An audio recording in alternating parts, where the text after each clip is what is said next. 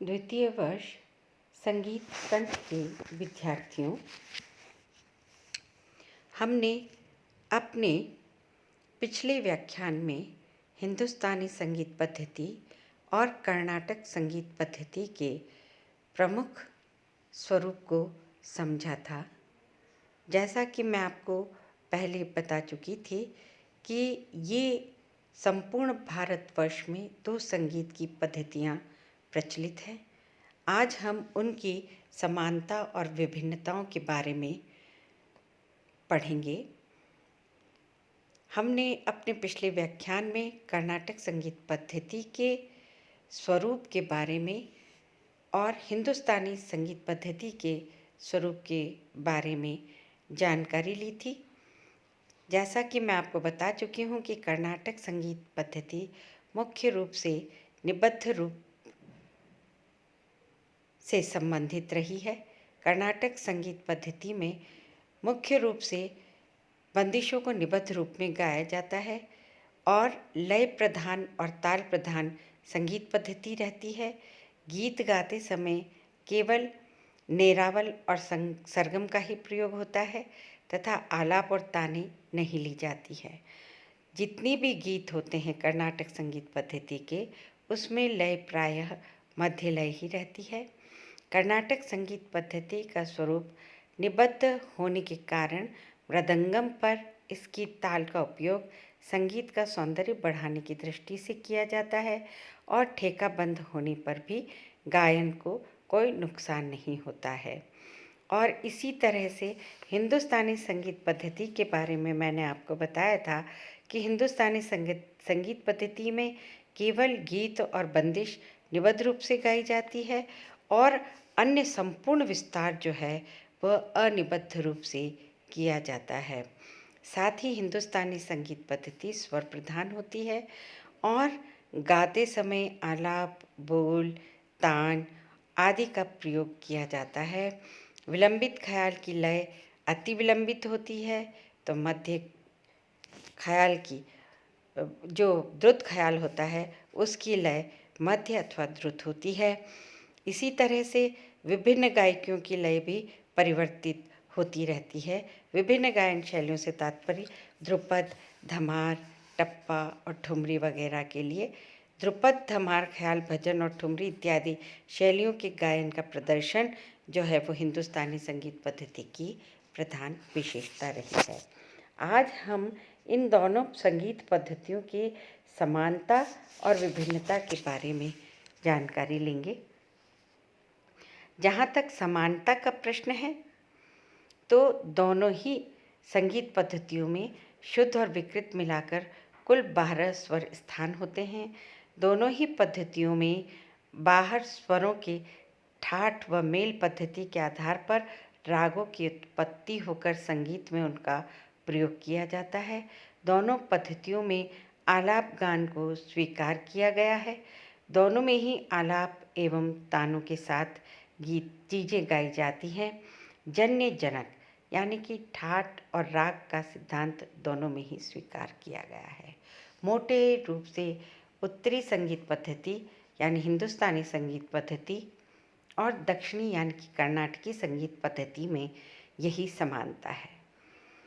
अब अगर हम दोनों ही पद्धतियों की विभिन्नता की बात करते हैं, विषमता की बात करते हैं, तो सबसे पहले उत्तर भारतीय संगीत पद्धति और दक्षिण संगीत पद्धति में यद्यपि स्वर स्थान 12 माने गए हैं, किंतु दोनों के स्वर तथा नामों में अंतर है।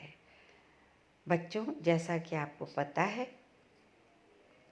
हमारी जो हिंदुस्तानी संगीत पद्धति है इसमें 7 शुद्ध स्वर और 5 विकृत स्वर, कुल 12 स्वर माने गए हैं, जिसमें रे ग धनी कोमल और मध्यम तीव्र 5 स्वर विकृत और 7 स्वरों के शुद्ध स्वरूप सारे ग म प ध नि सा, कुल मिला के 12 स्वरों को माने हैं। ठीक इसी तरह से दक्षिण संगीत पद्धति में भी 12 ही स्वरों को माना गया है, किंतु उनके नाम जो हैं वो हमारी यहाँ प्रचलित स्वर नामों से पर्याप्त विषमता लिए हुए हैं। उत्तरी संगीत पद्धति में केवल 10 थाटों से रागों की उत्पत्ति हुई है, किंतु दक्षिण जो संगीत पद्धति है उसमें 72 जनक ठाटों और मेलों का प्रमाण मिलता है। जैसा कि मैंने आपको बताया है, उत्तर भारतीय संगीत पद्धति में पंडित भातखंडे द्वारा दिए गए जो 10 थाटों से उत्पन्न जो राग हैं, मतलब कुल मिला के उन्होंने 32 थाट जो माने थे, उसमें से रंजकता की दृष्टि से प्रचार में आए 10 थाटों के अंतर्गत रागों को वर्गीकृत किया गया है। किंतु दक्षिण संगीत पद्धति में वेंकट मुखी ने जो अपनी थाट व्यवस्था से 72 जनक थाटों का परिचय दिया है, वो ही मेल अथवा थाट जो है वो दक्षिण पद्धति में अभी भी प्रचार में है। दक्षिणी संगीत पद्धति की चीज़ें कन्नड़, तेलुगु, तमिल इत्यादि भाषाओं में रची हुई होती है और उत्तर संगीत पद्धति के गीत ब्रजभाषा, हिंदी, उर्दू, पंजाबी, मारवाड़ी तथा भोजपुरी इत्यादि भाषाओं में होते हैं और इनका स्वरूप उत्तर भारतीय संगीत पद्धति में प्रचलित विभिन्न गायन शैलियों में देखने को मिलता है। ध्रुपद, धमार, टप्पा, ठुमरी, तराना इत्यादि उत्तर भारतीय संगीत पद्धति में प्रचलित गायन शैलियाँ हैं। फिर दोनों ही पद्धतियों की तालें भिन्न भिन्न होती हैं। दोनों ही पद्धतियों में स्वरोच्चारण अर्थात आवाज़ निकालने की शैलियाँ भिन्न भिन्न होती हैं। जैसा कि मैंने आपको पहले भी बोला था कि भौगोलिक परिवेश से मानव कंठ की संरचना और बनावट में पर्याप्त अंतर आ जाता है, जिसका प्रभाव भाषागत होने के साथ ही उच्चारण पर भी पड़ता है और यही कारण है कि वहाँ के गायन में जो स्वरोच्चारण होता है वो उत्तर भारतीय संगीत की गायन शैली से पर्याप्त भिन्नता लिए हुए होता है। दोनों ही पद्धतियों के प्रायः अपने अपने स्वतंत्र राग होते हैं, अर्थात अधिकांश दक्षिणी राग उत्तरी रागों से समानता नहीं रखते। इधर अपवाद स्वरूप कुछ ही राग दोनों पद्धतियों के समान हैं।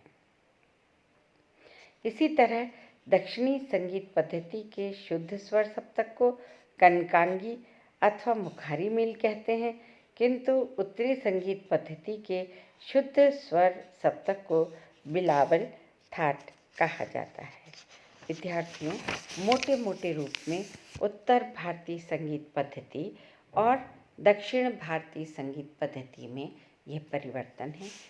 हम अपने अगले लेक्चर में उत्तरी और दक्षिणी स्वरों की तुलना के बारे में पूरी विस्तृत जानकारी लेंगे।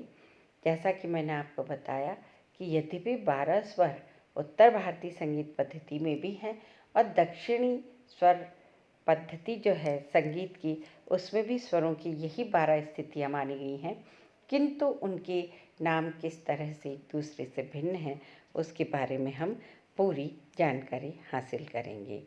तो हम फिर नेक्स्ट लेक्चर में मिलेंगे।